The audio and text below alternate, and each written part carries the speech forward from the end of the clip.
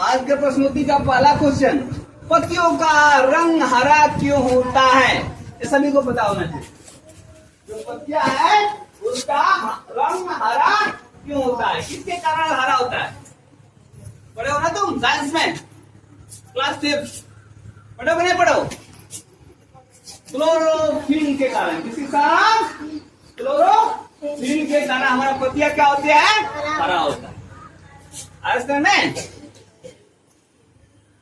दूसरा क्वेश्चन है, पौधे के किस भाग को उसकी भोजन फैक्ट्री कहा जाता है? जो पौधा है देख रहे हो, उसको किस भाग को भोजन की फैक्ट्री कहा जाता है? किस भाग को कहा जाता है? पत्ती को। क्या कहा जाता है? पत्ती को। पत्ते होते हैं उसको क्या कहा जाता है? भोजन की फैक्ट्री। समझ में? थर्ड क्वेश्चन क्या है, सबसे प्राचीन वेद कौन सा है? सबसे प्राचीन वेद कौन सा है? 4 वेद है ना जी हमारे पास। ऋग्वेद, सोमवेद, अथर्ववेद, यजुर्वेद है ना। तो ऋग्वेद जो है वो सबसे प्राचीन वेद है। कौन सा? ऋग्वेद। कौन सा जी? मैं पूछूंगा, नहीं बता तो देख लेना। फोर्थ क्वेश्चन है, किस विटामिन की कमी के कारण स्कर्वी नामक बीमारी होता है? बताओ। पढ़े हो 5 क्लास में?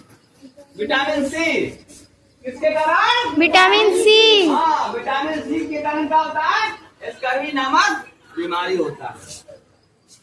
फिफ्थ क्वेश्चन, ग्लोब पर पश्चिम से पूर्व की ओर खींची गई काल्पनिक क्षैतिज रेखाओं को क्या कहते हैं? बताओ।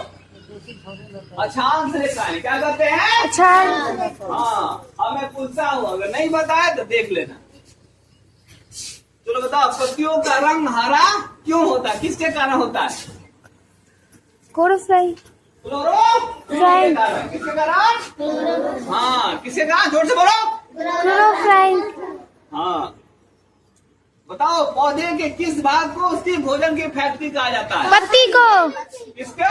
पत्ती को। हाँ, पत्ती को कहा जाता है, जो पत्ते होते हैं उसके कहा जाता है भोजन की फैक्ट्री। थर्ड क्वेश्चन, सबसे प्राचीन वेद कौन सा है?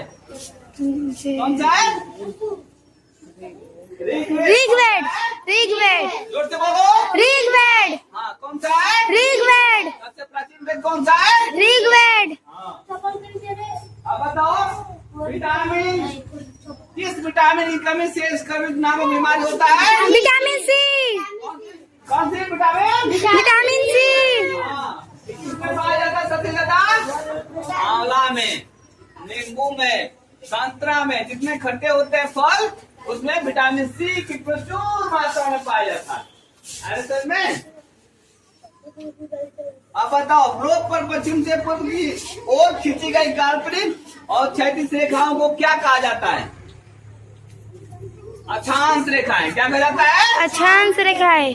कौन सा रेखा है? अक्षांश रेखाएं। ये था हमारा प्रस्तुति। अब हम चलते हैं अपने